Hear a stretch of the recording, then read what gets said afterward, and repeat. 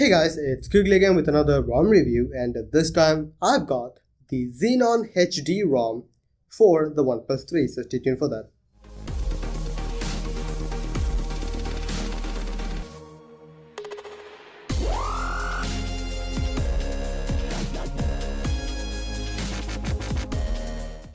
So guys, XenonHD ROM, now this is version 7.1. I have in fact used this ROM for some time before this, and it was a pretty good ROM. Let's get to the ROM now. First of all, this is a CM based ROM, so you are going to expect most of the stuff which is already in CM. So the about phone page, it says it is XenonHD, and that is the name of the ROM. You do get most of the stuff which is with this. Now this is based on 7.1.1, so that is the latest and greatest. It does have the December 5 security patches, so again that is the latest version available. Also, this is an experimental build rather than an official one, so you do need to keep that in mind when you're using this ROM. Apart from that, it is basically the same as what you would expect out of any other, well, it's SEM based ROM. You get that. Also in the about phone page, you get the changelogs for this device, so you get most of the stuff what is this ROM about. Also, that is pretty nice to see. Apart from that, in the settings menu, this is a box stock CM based ROM, so you get most of the stuff which is there with CM ROM. In the more pages, there is something else which I found very interesting, which is called randomized MAC addresses, which is what it says it does. It randomizes the MAC address for other devices, so it will be very hard for you to be tracked by other people. So not entirely sure how much this is going to work, but for me in my testing, I was able to get the MAC address spot on with my laptop because I used this as my as my hotspot.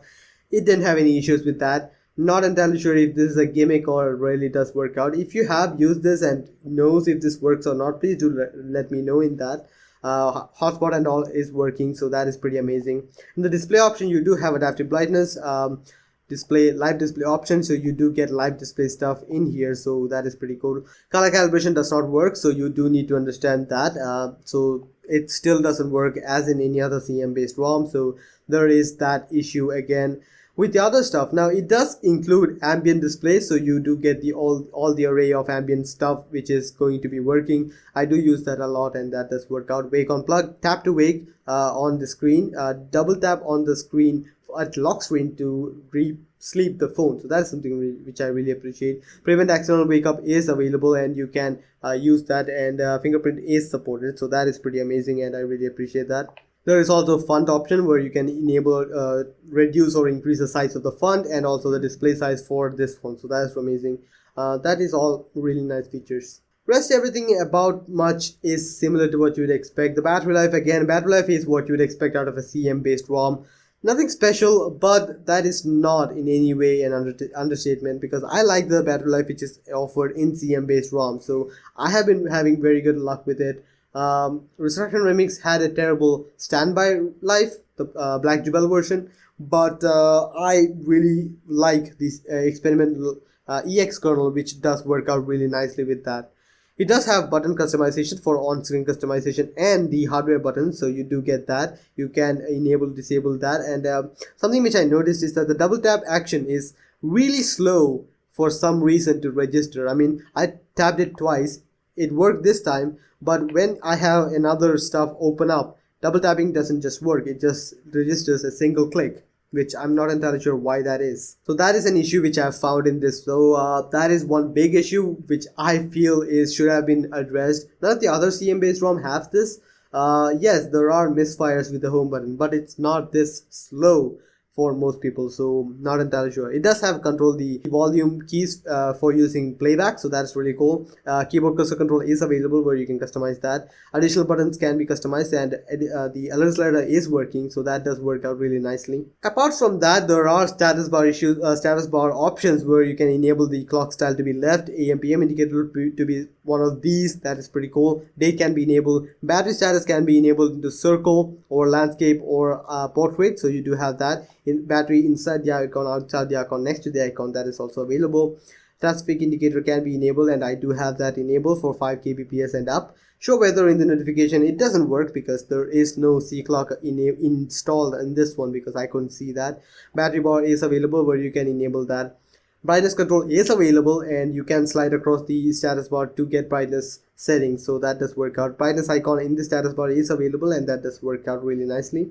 Double tap on the status bar to sleep is also pretty cool. Super Sue indicator on the status bar also does work out because it does have the CM Super Sue script, so you don't have to hunt for a super user script, so that does work out really nicely. In the status bar, in the icon settings, you do have all of these extra icons, but this is nothing compared to the Resurrection Remix, which I've been using as my daily driver. So in terms of that, it is kind of lacking, but I can get away with this settings because, well, again, it might be lacking, but it is still pretty good. But the only thing which I feel is missing in this is the number of icons per row, because that should have been something which is implemented, because these are huge icons and I can only stack 9 in a page, and that really feels like a lot of missed spaces. So I really would have liked something like that. So yeah, that's just my opinion. Let me show you guys the Antutu benchmark score, which is, again, for a Nougat ROM, it is pretty similar. So that is 154,000. That is the score which I received with my device, and this is the score which I received with most of the CM ROMs, CM 14.1 ROM. So nothing special here, but it is what I get, so pretty cool. So yeah, let me show you guys the boot animation, which is pretty cool. So here is the boot animation for Xenon ROM, XenonHD, and you get a pretty cool boot animation there, which is minimalistic, but it shows what it is, and that is really amazing. So yeah, I guess that is it about the ROM then. It is a CM based ROM with a few functionalities included, and that can be said about any other CM based ROM. So nothing special here, but again, this is another one of those ROM which is available. It doesn't have full OMS support, so that is something which I would have liked to have in this ROM. Doesn't have that. It does have an updater, and I'm not entirely sure if they are incremental updates. Pretty sure they are not. They are normal updates. So yeah, I guess that much is it about the ROM then. Hope you guys liked the video. Please share, subscribe, and like the video if you found it useful. See you guys next time. Bye.